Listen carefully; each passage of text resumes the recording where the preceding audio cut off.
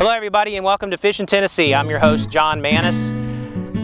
We hope you enjoy our new show, and we're going to be doing fishing all year long, different conditions, different lakes here in Middle Tennessee, probably down in Alabama as well, some Lake Guntersville and a couple other places. We'll be checking in on some of the tournament trails and some of the things that are going on here locally as well. But let's go ahead and get out on the lake. Today we've got a beautiful day, 70 degrees, first 70-degree day we've had in March. And there's a front coming through tomorrow.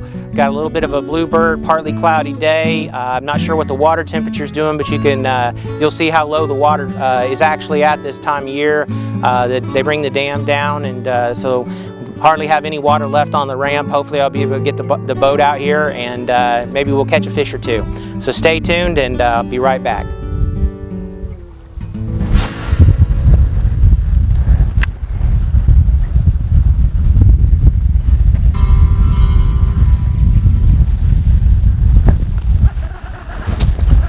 Not sure what that is, but must be a stick or something.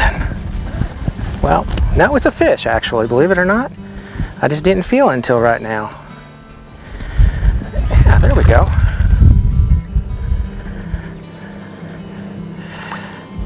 He was coming towards the boat and I didn't feel him. Okay. Well, come on, big boy. No. And this is what looks like a spotted bass. And one of the things that we have here are spotted bass in this lake. They're known as Kentuckies or Kentucky bass or spotted bass, and that's exactly what this is. And one of the things that you can tell, this is a nice little, pound and a quarter, about these Kentuckies they look a little bit like a largemouth. They look a little bit like a smallmouth. Well, the one way you can tell the difference between regular bass and a Kentucky is right here on their tongue inside. They actually have what's called a tooth patch, and there's a real rough spot right here on the inside. So once again, a nice healthy little fish. Didn't quite feel him until he turned on me, and then I actually thought he was coming straight towards us. So anyway, let's let him go and let him get a little bit bigger.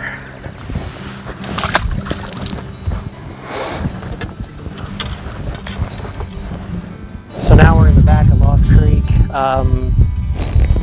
Basically, you got about a wall here. You could be anywhere from 20 to 30 foot of water. So we're cast along here. And what I'm doing, I'm going to go to the back of the creek here, and right where the water's starting to rush in, see if we've got any fish activity in that particular area. Once again, this is an area, it doesn't get a lot of pressure back in this area. Most of the time, a lot of the bigger boats won't even be able to fit through here, but so I brought a small boat. Bass boats can get through, but your pontoon boats and things like that aren't able to get back in here because of the size of the opening to the bridge there. But there are some great little spots back in here.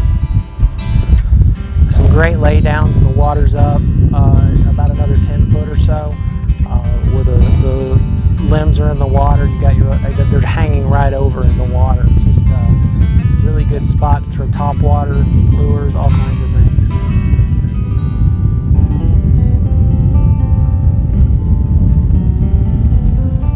Boy, they're splashing everywhere. Be nice with a big old small. Oh shoot! Oh, guys, that was a monster hit. Okay. I just missed him. Oh, Lordy. He came up and killed it. That was fun. I mean, explosion. You should have, oh man, that got my heart pounding now. See if I can get him this time. Okay, so we got a point here, which is basically a spot where the bends where another cove to another cove. What typically happens is there's a shallow spot, a hump that usually sits here. Another good place for pre-spawn bass actually start to stack up on.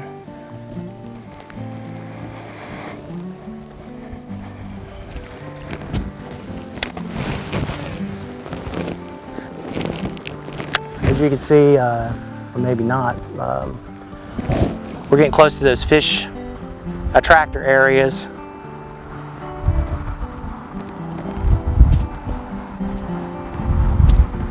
A rocky bottom.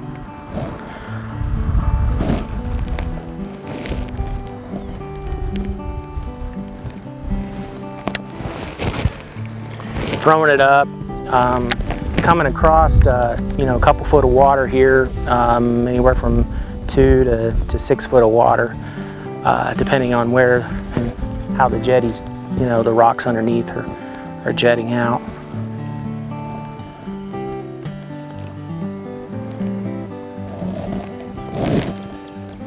Once again, this time of year, it's a good spot to always check out these little turns, these secondary points on the lake.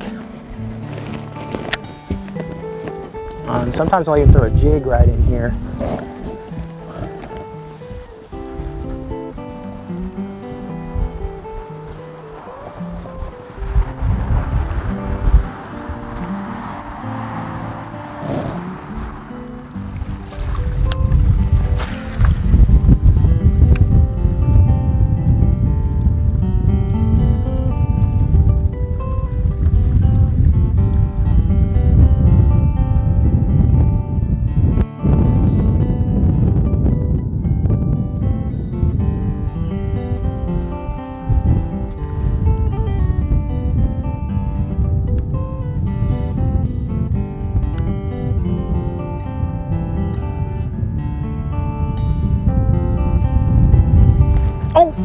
Okay, I just lost my lure. Just had a fish come up and hit me, and apparently broke off my line. So that was only about 2 foot from the side of the boat here. Have to try another lure since I lost that one. I'm going to go with this chartreuse and green.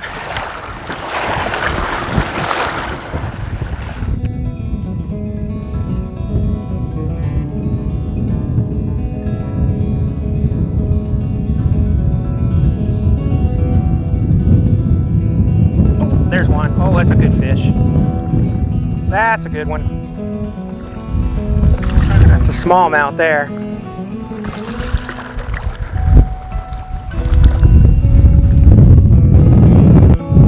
Okay. Oh, that's a good fish. It's a long, skinny smallmouth. Let's see if I can't get down to her.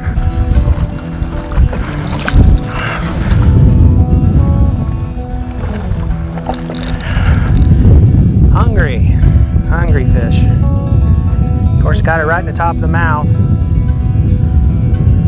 This thin little, usually they're a lot fatter than this, but it's been you know, it's still spring early this time of year. It's 16 inches probably. But anyway, that's one of the local smallmouth. Hit right at the boat right once again. Just as soon as I was getting ready to pull the rod up, fish went ahead and hit me right away. So start taking off line again. So anyway, I'll put her back in and let her get bigger. Could be a male actually.